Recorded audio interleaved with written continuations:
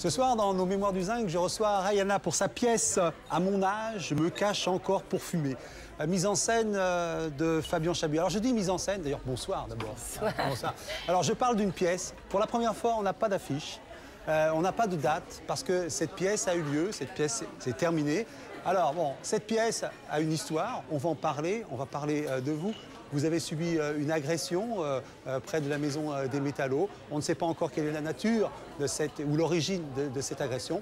Vous ne souhaitez pas en parler et nous, là, nous vous recevons en tant que dramaturge et nous allons parler de votre pièce. Alors, de quoi s'agit-il, cette pièce? D'abord, vous situez, hein, vous êtes né en Algérie, réfugié en France, réfugié territorial.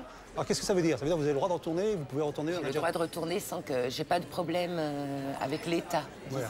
Voilà, vous n'avez pas de problème avec l'État algérien, vous n'êtes pas réfugié politique. Non. Voilà. Et vous vivez dans les Pyrénées? Orientale. Voilà, Pyrénées-Orientales, il faut toujours préciser, dans un petit village. Et vous avez écrit cette pièce qui raconte l'histoire de 9 femmes qui sont dans un hammam à Alger. Il faut préciser, c'est pendant les années dures. Tout à fait. Fin d'années 90, hein, c'est ça. Alors pour donner une idée, parce que quand même, j'ai eu envie d'envoyer une équipe pour faire une captation de la dernière représentation de votre pièce. Alors on va regarder ce qui s'est passé lors de cette dernière soirée et on va avoir une idée de l'ambiance. Ces 9 femmes, rendez-vous dans le hammam.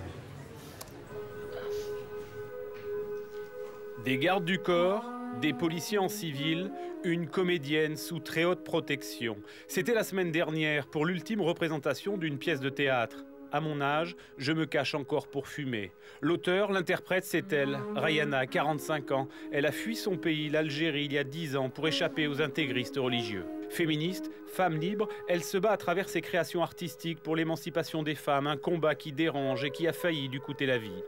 Le 15 janvier dernier, dans une rue de Paris, en allant au théâtre, 2 inconnus l'aspergent d'essence et lui jettent en vain un mégot pour l'immoler et s'enfuient.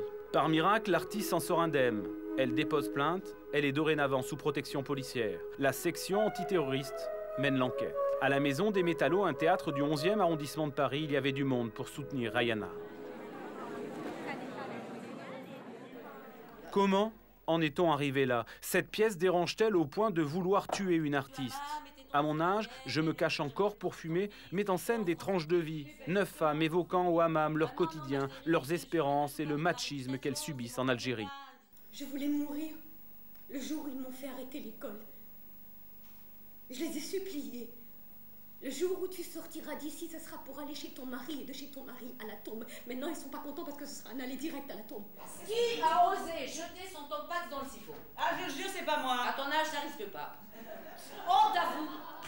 Le plombier me le balançait sous le nez comme un pendule. Vous êtes sale et impur. Voilà ce qu'il m'a jeté à la figure en sortant. Tu sais pas ce que c'est que d'écarter les jambes matin et soir devant un homme qui ne pense qu'à purger son poireau, ma pauvre. Et si t'as l'insolence de refuser, il te cogne et te le fourre quand même. Résultat, oui, môme. Maintenant, il me prend par où tu sais. Non, c'est son contraceptif préféré. Vous êtes des assassins derrière vos voiles et vos barbes. Nos voiles nous protègent des tentations et des maladies honteuses, ainsi que de ces modes vestimentaires décadentes qui n'enrichissent que les mécréants, ceux-là même qui nous arrachent le pain de la bouche. Quant aux barbus, comme tu dis, ils nous protègent des despotes de tous les pouvoirs, d'ici et d'ailleurs. Les femmes et les enfants passés sous vos couteaux sont aussi des despotes.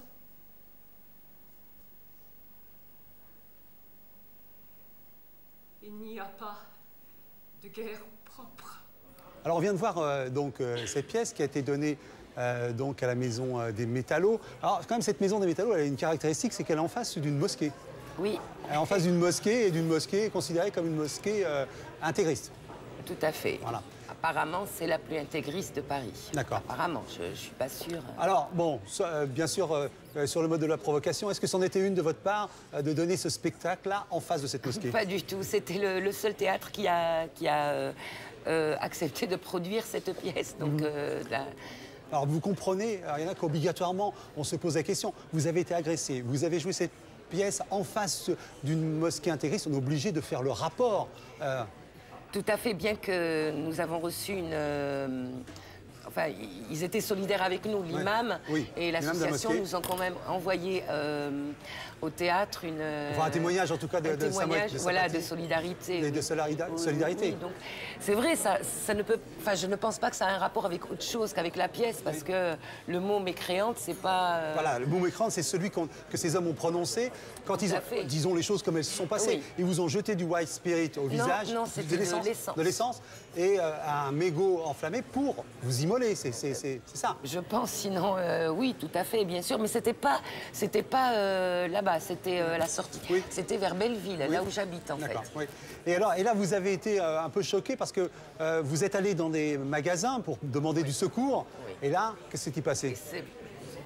C'est le plus mauvais souvenir, bien sûr. J'ai eu très très peur de cette.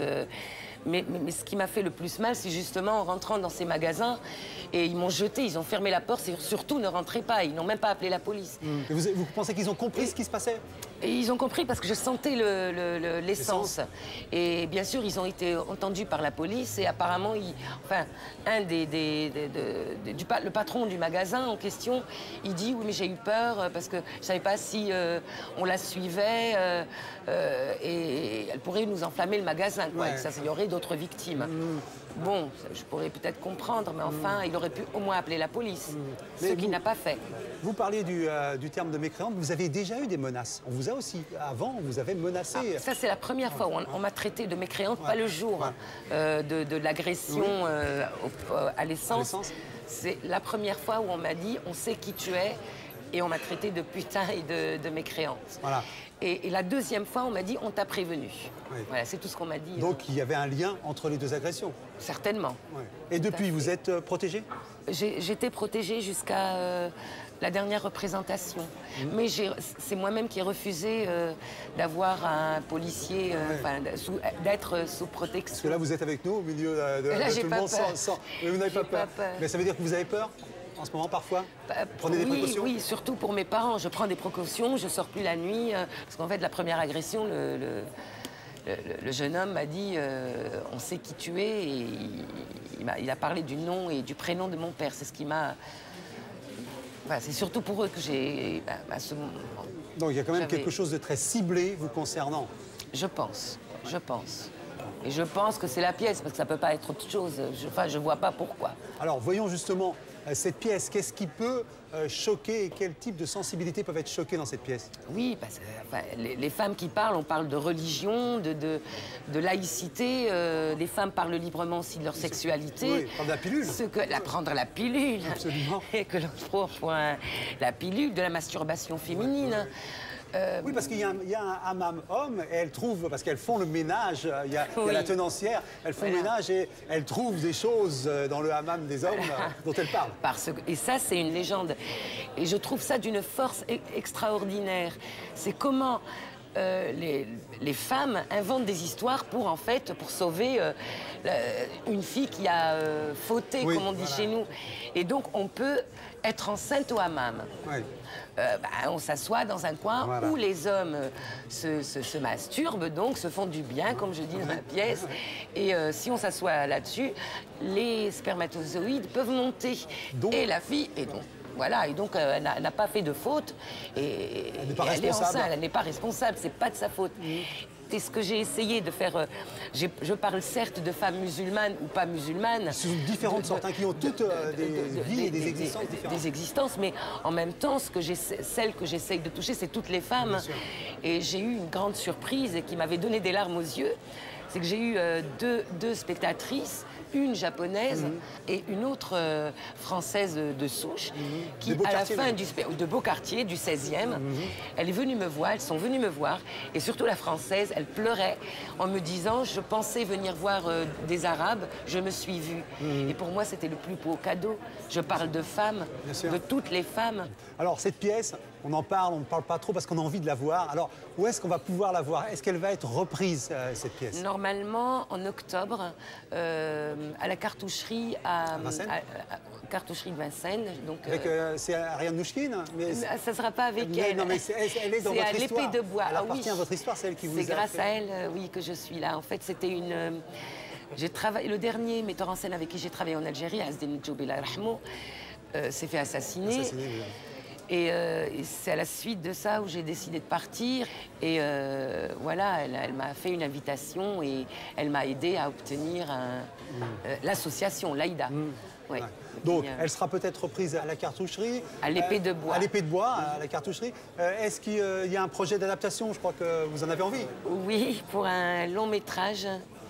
Et je ne dirai pas tout de suite le réalisateur, mais la productrice, c'est Michel Gavras. Voilà, donc on parlait avec vous de cette pièce.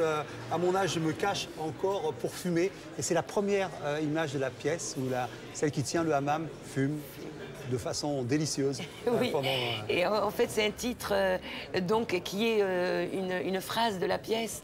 Et celle-là, c'est un peu l'absurdité de la chose. C'est fumer, on se crame les poumons quand on fume, on n'est pas putain. Et malheureusement, combien de fois je me suis... et des filles autour de moi qui se sont fait battre par les parents, par le frère, par l'oncle, par la tante,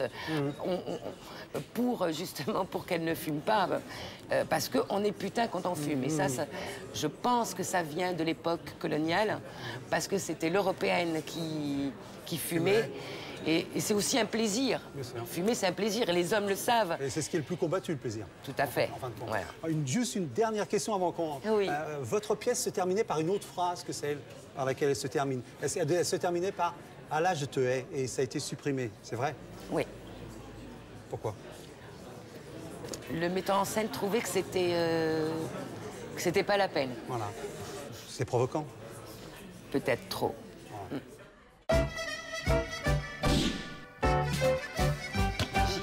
Ah, gifle.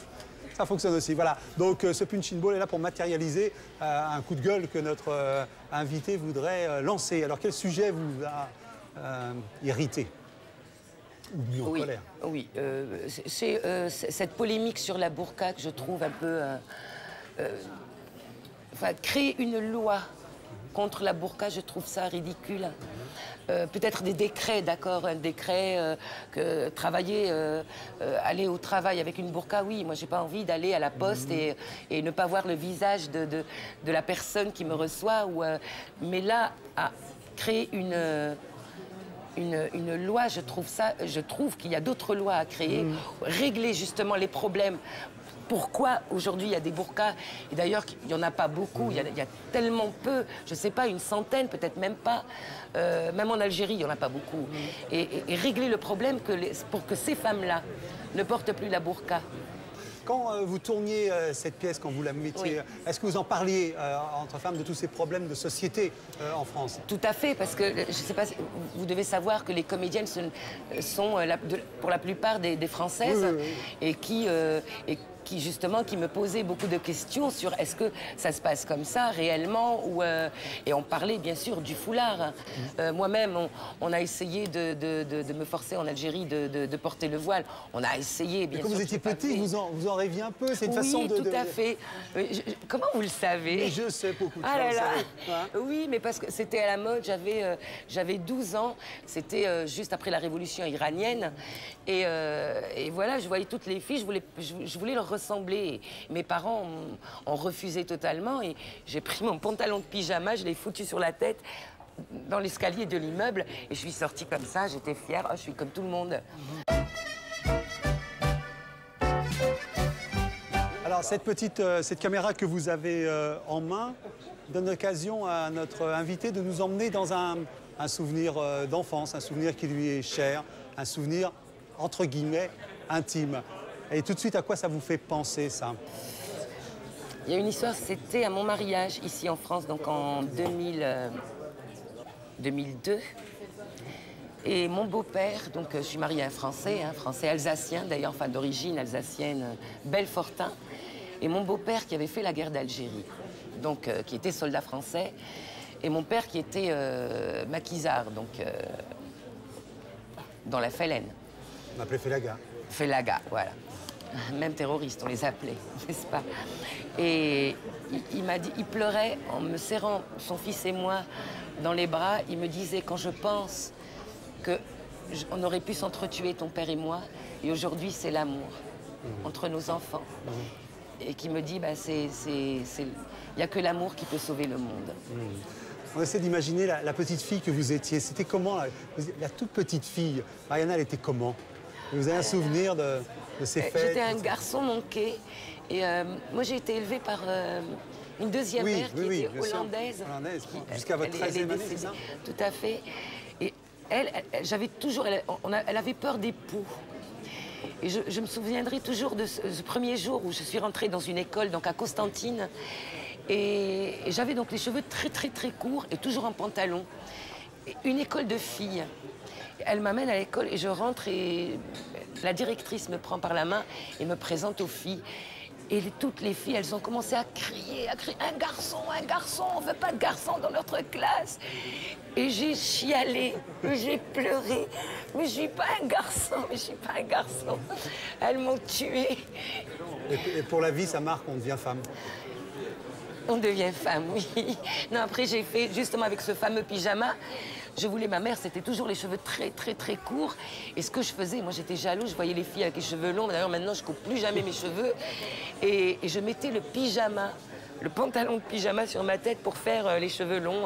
Et j'étais là, je jouais avec, j'avais les cheveux, voilà. Votre fils, vous en faites un homme comment? Oh, on s'entend très, très bien. Malheureusement, il est loin, il vit en Algérie. Et peut-être que cette année, il viendrait peut-être vivre avec moi. Faites-lui un petit coco, là. Ouais. Ah, je t'aime, il le sait. Il me dit tout le temps ça. Voilà, moi je trouve que c'est un joli mot pour conclure, je t'aime. Voilà, on parlait avec vous de cette pièce, donc Je me cache encore pour fumer, qui a été donnée donc à la Maison des Métallos et qu'on espère tous revoir bientôt, parce que, en ce qui me concerne, je la trouve très belle. Et je donne rendez-vous à tout le monde à ce défilé final. Ils verront de quoi il retourne. En tout cas, Rihanna, moi merci beaucoup. Merci beaucoup. Merci.